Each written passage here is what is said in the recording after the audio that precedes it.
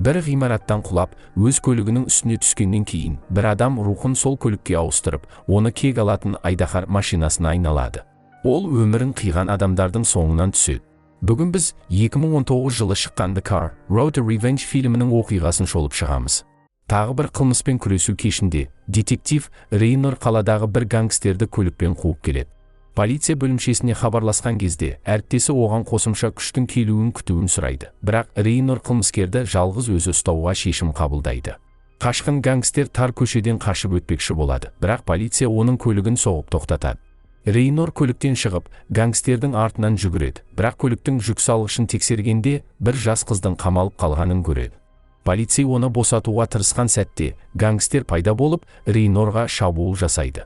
Бірақ Рейнор соққылардан жалтарып, қарсыласын тез жұдырықпен ұрып соғып, оны есінен тандырады. Төбелес аяқталған соң, Рейнор қылмыскерді түрмеге қамауды көздейді. Алайда алдымен ол құрбан қызға таяқ беріп, оны гангстердің бетіне ұрып, кек алуына мүмкіндік береді. Бірнеше күн өткен соң, қылмыскер сотқа жеткізіледі. Онда прокурор Джеймс Каддик оны ауыр қылмыстарға қатысы бар деп айыптайды. Дәлелдер келтірілгеннен кейін, судья оны кінәлі деп табады, ал қылмыскерге өлім жазасы беріледі. Дегенмен, қылмыскерді әдеттегі әдістермен емес, арнайы камераға салып, денесін түгелін жер асты жекпе-жек клубында бір топ киборг қылмыскерлер жиналып, сол гангстердің өлімі туралы әңгіме қозғайды. Каддиктің арызы бойынша жойылған гангстер өте маңызды құжаттар жазылған чипті алып жүрген, ал қазір ол чип прокурордың қолында. Қылмыскерлер тобы прокурордың қолына түспей тұрып, чипті қайтарып алуды шешеді. Сонымен қатар, Каддик соттағы жеңісін атап өтіп, жаңа Лазарус бір маркалы көлікті сатып алады. Ол бұрынғы сүйіктісі Дарияны кешкі асқа шақырады. Кеш барысында Каддик олардың арасындағы қарым-қатынасты қайта жаңғыртқысы келеді, бірақ бұл қарым-қатынас оның билік құмар мінезінен бұзылған болатын. Кешкі астан кейін Каддик жаңа көлігімен оны таң қалдырмақ болып, бірге қыдыруға шақырады, бірақ Дария үйіне қайтуды жөн көреді. Каддик оны үйіне жеткізіп салып жатып, қоштасар алдында екеуін қайта қосу үшін барлығын жасайтынын айтып қорқытады. Дария оның өзгермегенін түсініп кетіп қалады, ал Каддик өз кеңсесіне оралады. Жолда көмекшісі Яшадан қоңырау алады. Ол гангстерден табылған чиптегі файлдарды ашу жолын тапқанын айтады. Каддик сол жерге барады, бірақ чипті көлігінің құпия бөліміне жасырып қояды. Кеңсесіне келгенде Яша чиптің шифрын бұзудың заңды жолы бар екенін айтады және оны жүзеге асыру үшін сот шешімі қажет деп түсіндіреді. Бірақ Каддик уақыт жоғалтқысы келмей, файлдарды өзі ашпақ болады. Сол кезде күзетшісі хабарласып, өзін нашар сезінгендіктен ертерек кетуін сұрайды. Алайда көп ұзамай күзетшінің киборгтар тобының қолынан қаза тапқаны белгілі болады. Олар бірден Каддиктің кеңсесіне баса көктеп кіреді. Прокурор қаруын алып, оларға оқ жаудырады. Бірақ киборгтардың бірі Генри атты киборг бионикалы қолымен оқтарды тосып, Каддикті креслосына байлап тастайды. Олар прокурордан чиптің қайда екенін айтуын талап етеді, бірақ ол бас тартады. Топтың мүшелерінің бірі еш дәнекерлік шамды қолданып, Каддиктің компьютерін өртейді. Содан кейін қалғандары прокурордың бетін отқа басып күйдіреді. Жараланғанына қарамастан, Каддик орнынан тұрып, бионикалы қолы бар киборгпен жұдырықтаса бастайды. Алайда киборг өзінің күшін пайдаланып, прокурордың қолын сындырып, оны қайтадан креслосына таңып тастайды. Бұл жолы оған топтың үшінші мүшесі Кольт көмектеседі. Прокурор оңай берілмейтінін көрген соң, топтың соңғы мүшесі пейін саусағындағы бұрғыны іске қосып, Каддиктің көзінен жарақаттайды. Соңында Генри прокурорды терезеден лақтырып жібереді. Каддиктің денесі жаңа көлігінің үстіне құлап, оның қаны көліктің сыртына шашырайды. Келесі күні Каддиктің денесі көліктен алынады. Ал детектив Рейнор қылмысты жасағандарды іздеп, дәлелдер жинай бастайды. Сол уақытта киборгтар тобы өзін талон деп атайтын ғалымға барады. Бұл ғалым оларды киборгқа айналдырған, бірақ чиптің табылмағанына риза болмай, оны тез арада қайтаруды бұйырады. Құлдары бұл бұйрықты қабыл алып, Каддиктің соңғы сөйлескен адамы, оның бұрынғы сүйіктісі Дарияны іздеуге кіріседі. Осы кезде Лазарус бір көлігі қоқыс алаңына жеткізіледі. Ал бір жұмысшы қақпаларды жабуға дайындалып жатқанда, көліктің иесінің қанымен боялған моторы оталып, енді иесінің рухымен биленгенін сезеді. Жұмысшы көлікті тексеруге барады, бірақ оның жолы болмағандықтан, машина оны басып өтіп, қоқыс алаңынан қашып кетеді. Келесі күні таңертең Каддиктің жерлеу рәсімі өтеді. Оған Дарияда келіп, соңғы қоштасуын жасайды. Кейін ол үйіне қайтып, Каддик ісін тергеп жатқан детектив Рейнордан қоңырау алады. Дегенмен Дария бұл тақырыпты талқылауға дайын емес екенін айтады. Қаланың басқа бөлігінде бионикалық қолы бар Генри түнгі клубтан шығып бара жатады. Бірақ кенеттен Лазарус бір көлігі оның алдында пайда болып, оған қарай жақындайды. Генри дереу көліктен жалтарып үлгереді, бірақ көлік оны қуып, тығырыққа тірейді. Абырой болғанда ол дүкеннің артқы есігін тауып, ішіне кіріп тығылады. Бірақ Каддиктің көлігі үлкен шыны есікті бұзып кіріп, Генриді аңдып табады. Жағдайдан шығатын жол жоқ болғандықтан, Генри барлық күшімен бионикалық қолын пайдаланып, көлікті тоқтатуға тырысады. Бірақ машина оны қабырғаға қысып тастайды. Көлік жылдамдықты арттырған сайын, Генри оны тоқтата алмай, ақырында машинаның қысымына шыдамай, толығымен жойылады. Келесі күні таңертең, Рейнор қылмыс болған жерге келеді, және әріптесі Гравенштейнмен кездеседі. Гравенштейн Генридің өлімі Каддиктің ісімен байланысты болуы мүмкін екенін айтады. Сондықтан Рейнор қосымша ақпарат іздеуді Дариядан бастауға шешім қабылдайды. Ол Дарияның жұмыс орнына барып, детективтің табандылығының арқасында Дария оны мейрамханада сөйлесуге шақырады. Сол жерде Рейнор Каддиктің өлімі жай ғана кек алу емес, қылмыскерлер бір нәрсе іздеген болуы мүмкін деп ойлайды. Алайда Дария бұл туралы ештеңе білмейтінін айтады. Рейнор оны босатады, бірақ қылмыскерлердің соңынан келуі мүмкін екенін ескертіп, абай болуын сұрайды. Детектив күткендей, Дария үйіне келгенде оны алыстан аңдып отырады.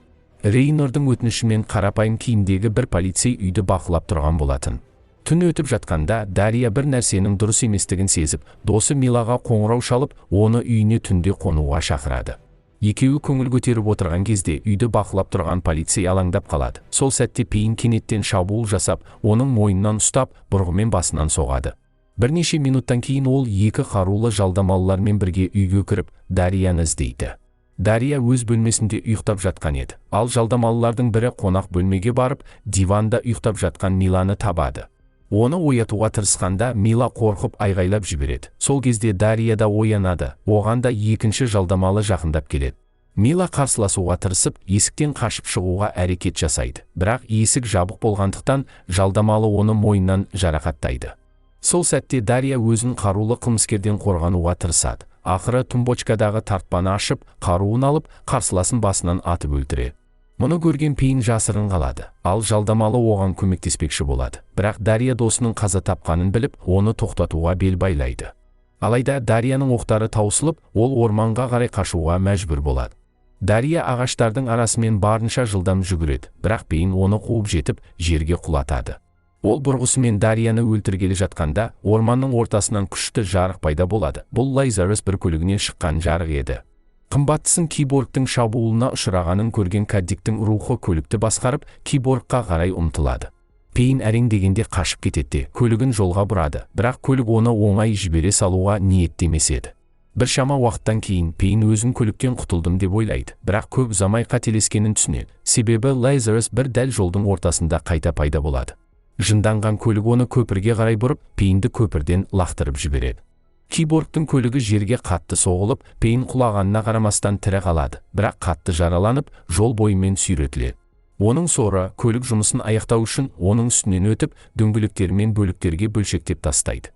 Бірнеше минуттан кейін полиция Дарияның үйіне келеді, ал Рейнор оқиғаның әсерінен әлі де шошып қалған Дарияны табады.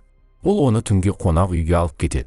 Келесі күні Рейнор оған тамақ әкеліп, қауіпсіз болу үшін бөлмеде қамап қояды. Алайда детектив тергеуді жалғастыруға дайындалып жатқанда, Дария орындықты терезеге лақтырып, бөлмеден қашып кетеді. Ол Каддик пен өзінің досын өлтіргендердің кім екенін анықтау үшін Рейнордың соңынан қалмайтынын айтады. Таңдау жоқ болғандықтан Рейнор келіседі және оны заңсыз тауарлар мен ақпараттар сатылатын деректер нарығына апарады. Олар деректер нарығына жеткенде, детектив Дарияның бұл жерді білетінін байқап таңғалады. Дария оған бұрын қылмыстық істерге қатысы болғанын мойындайды. Соңында олар Гуру тұратын қоймаға кіреді. Ол құпия ақпаратты қажет бағасын төлесе ғана беруге уәде етеді. Дария ақшасын төлейді, ал Гуру виртуалды шындық көзілдірігі арқылы киборгтардың басшысы Талон туралы ақпарат табады. Алайда ол одан әрі ақпарат беруге үлгермей, банданың бір тыңшысы өзін танытып, қарт кісіні атып тастайды. Рейнор оны тез арада тапаншасымен атып өлтіреді, бірақ сол сәтте Эш пен оның адамдары қойманы қоршап алады. Рейнор қарулы бандиттерді тоқтату үшін қалады да, Дарияға қашуды бұйырады, бірақ ол архив бөлмесіне түсіп кетеді. Онда Эш оны күтіп тұрады. Киборг одан чипті талап етеді, ал Дария бұл туралы ештеңе білмейтінін айтқан кезде, Эш оған шабуыл жасап, екеуі жекпе-жекке кіріседі. Киборгтың кибернетикалық импланттары бар болғанымен, Дарья да төбелес өнерін жақсы меңгерген және қарсыласып, Эштің осал тұстарын табады. Эш қолына орнатылған отшашқышты іске қосып, бүкіл бөлмені өртеп жібереді. Дарья әрең дегенде шкафтардың артына тығылып үлгеріп, жерде жатқан қаруын тауып алады. Ол Эшті атып жіберіп, оның отшашқышты бақылаудан шығарып, өз денесін өртеп жіберуіне әкеледі. Дарья бұл мүмкіндікті пайдаланып қашып кетеді, бірақ жауының денесі күйіп жатса да, Эш оны артынан қуалайды. Киборг жерде еңбектеп, Дарьяға шабуыл жасағалы жатқанда, кенеттен Лазарус бір көлігі олардың алдында пайда болып, Эшті де әріптестері сияқты таптап өтеді.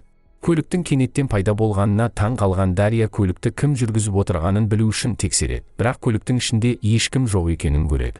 Ол көліктің ішінен Каддиктің даусына ұқсайтын дыбысты естиді, бірақ күрестен шаршап, есінен танып қалады. Кейін ол Рейнордың үйінде оянады, детектив оның жараларын емдеп, оны сол жерге әкелген еді. Дарья оған көмек үшін алғыс айтады және бөлмені қарап шыққанда, Рейнордың қылмыс салдарынан қаза тапқан қызының суреттерін табады. Бұл Дарьяны толғандырып, оның детективке деген сезімдері пайда болғанын түсінеді. Рейнор да солай ойлайтынын білдіріп, екеуі романтикалық сәтті бөліседі, бірақ монстр көлік алыстан оларды бақылап тұрғанын байқамайды. Бір шама алыста, ғалым Талон өзінің киборгтар армиясымен кездесіп, көлік оларды жойғанын айтып, оларға тапсырма береді. Кімде-кім көлікті жойса, жаңа кибернетикалық бөлшектермен марапатталады. Тағы бір күн өтіп, Рейнор Дарьяға тергеу бойынша жаңа ақпарат береді. Әңгіме барысында Дарья Пейн мен Эшке қарсы тұрысқан кезінде Каддиктің көлігі оларды қорғау үшін шабуыл жасағанын айтады. Ол Лазарус бір көлігіне Каддиктің рухы ие болғанына сенеді. Алайда детектив мұны Дарьяның басынан өткен ауыр жағдайдың нәтижесінде туындаған елес деп санайды. Бұл жауап Дарьяны ашуландырып, ол кетіп қалады. Рейнор оның артынан мотоциклмен қуалайды, бірақ оның соңынан Лазарус бір көлігі де ілесе бастайды. Детектив жоғар платформаға шығып, қақпаға қарай жүгіру арқылы қашып кетеді. Қақпаның сыртында ол көшеде тұрған мотоциклді алып қашып кетеді, бірақ иесіне ие болған көлік оны қуа жөнеледі. Көліктен қашып құтылу мүмкін емес екенін түсінген детектив көлікті автотұрақта адастыруға тырысады, бірақ көлік оны аяусыз қудалай береді. Рейнор барынша шабуылдардан қашып, көлікке қарсы тұруға тырысқанымен, көлік мотоциклдің артына соқтығысып, оны құлатып, аяғынан жарақат алады. Көлік оған шабуыл жасауға дайындалып жатқанда, детектив сатыға шығып, әрең дегенде құтылып кетеді. Шабуылдан кейін өзін қалпына келтіріп жатқан Рейнор әріптесі Гравенштейннен қоңырау алады. Детектив Дарьяны қорғау үшін оның үйіне баруын сұрайды, бірақ қоңыраудың Яша, Каддиктің көмекшісі арқылы қадағаланғанын білмейді. Яша Талонға қызмет етіп, прокурорды жоюға көмектескені белгілі болады. Қоңырауды тыңдап, Яша өзін Гравенштейн ретінде көрсететін жалдамалы адамды Рейнордың үйіне жіберіп, Дарьяны тауып, чиптің орнын біледі деп сенеді. Бірнеше минуттан кейін жалған полицей келіп, Дарьяны өз көлігіне отырғызып алдап кетеді. Осы сәтте автотұрақтан шыққан көлік киборгтар армиясы тарапынан байқалып, қала арқылы қуғын басталады. Сан жағынан басымдықта болғанына қарамастан, иесі бар көлік оларды шатастырып, жол бойындағы күрделі бұрылыстар арқылы алып кетеді. Бұл стратегияның арқасында Лазарус бір көлігінен киборгтардың бірнешеуі бір-бірімен соқтығысып, олардан құтылады. Бірақ бірнешеуі әлі де тірі қалып, қуғын жалғаса береді. Осы уақытта жалған полицейлер Дарьяны ғалыммен кездесуге алып кетеді, бірақ Дарья алданғанын түсінгенде, ол тапаншасын шығарып, көлікті тоқтатуды бұйырады. Ол полицейлерді жолдың ортасына тастайды. Сол сәтте Лазарус бір оларды басып кетеді. Содан кейін иелі көлік тірі қалған киборгтармен қоршалады, бірақ мүмкін емес маневр жасап, олардың көліктерінің үстінен секіріп өтіп, Дарьяның артынан қуа жөнеледі. Дарья қашып бара жатып, ғалымнан қоңырау алады. Ол онымен келісім жасауды ұсынады. Егер ол Лазарус бір көлігін тапсырса, оны мазаламайтынын айтады. Дарья келіседі де, көлікті ескі карьер орналасқан ғимаратқа алдап әкеледі. Көлік оны қарумен қорқытып жатқанын көріп, көмектеспек болады, бірақ шұңқырға құлап түседі. Сол кезде айналасындағы барлық адамдар көлікке оқ жаудыра бастайды. Киборгтар тобының тағы бір мүшесі, Кольт, көліктің ішін тексеріп, жүргізуші жоқ екенін көреді. Содан соң ол салоны тексеріп, ақыры оның жасаушысы аңсап жүрген чипті табады. Затты қайтарып алған соң, ол адамдарға көлікті жойып тастауды бұйырады. Осыдан кейін ол Дарьямен кездесіп, уәдені орындап, оны жіберуін сұрайды. Алайда Кольт куәларды қалдыруға болмайтынын айтып, оны өлтіруге шешім қабылдайды. Дарья қарсыласуға тырысқанымен, Кольт оны ұстап алып, қараңғы бөлмеге қамап қояды. Бірнеше сағат өткен соң, Лазарус бір көлігін киборгтар тобы қоқыс орнына тастайды. Көп ұзамай, бір қарт механик келіп, көлікті толықтай қирағанын көріп, оны жөндеуге алып кетуді шешеді. Көліктің зақымы қайтаруға келмейтіндей көрінгенімен, қария зақымдалған бөлшектерді жаңасына ауыстыруды шешеді. Ол бұл үшін бұрын, көп жылдар бұрын, кекшіл рух билеп алған басқа көліктің бөлшектерін қолданады. Түн жалғасып, Рейнор Яшаның ғалым Талонмен байланысы бар екенін біліп, оны кеңседе бетпе-бет кездестіреді.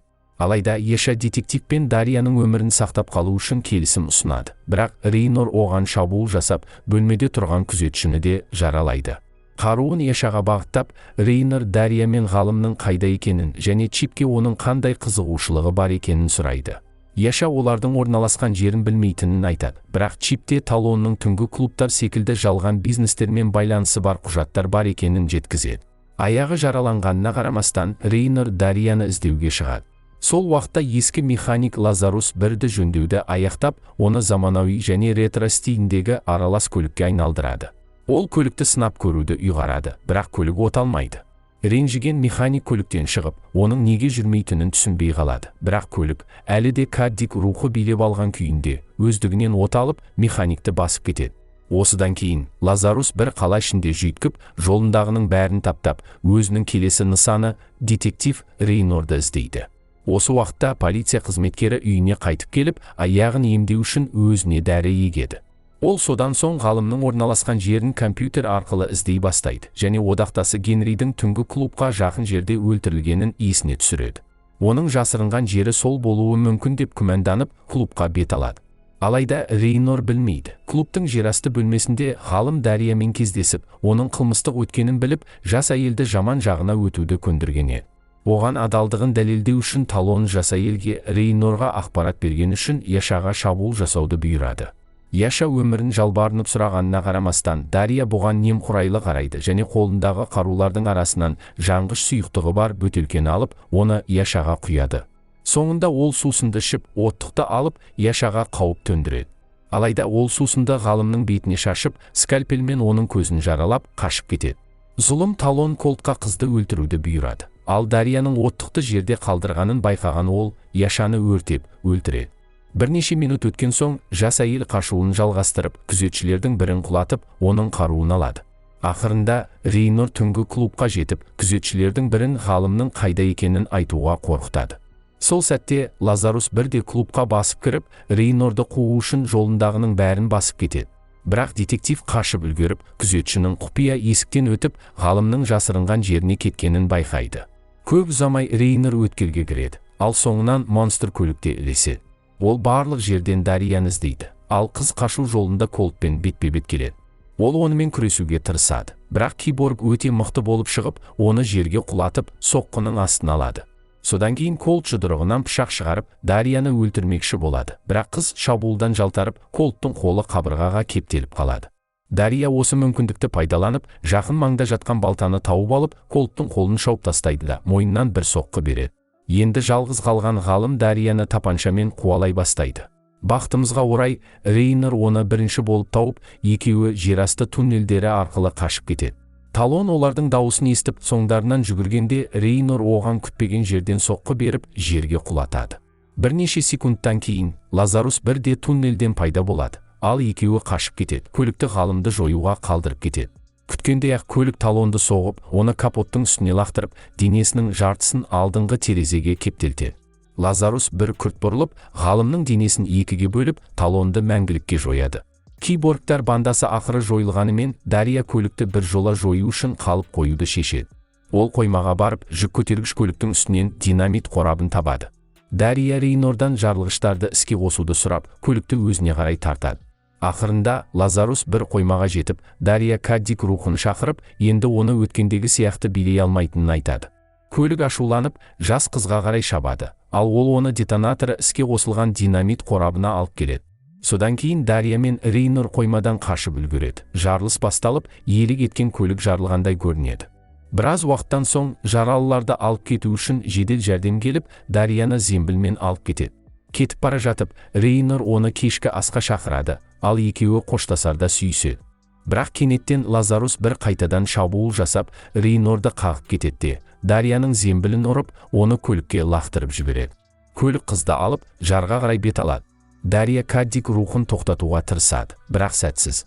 Уақыт аз қалғандықтан, ол аспаптар панелінен бөлшектерді шығара бастайды. Ақырында көліктің басқарушысын алып тастап, көлікті жардан бірнеше метр қалғанда тоқтатады.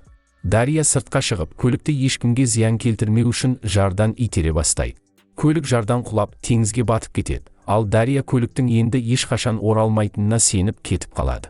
Алайда теңіздің түбінде Лазарус бір қайтадан жарықтанып, Каддик рухының әлі де тірі екенін көрсетіп, өзінің бұрынғы серігін қудалауын ешқашан тоқтатпайтынын аңғартады.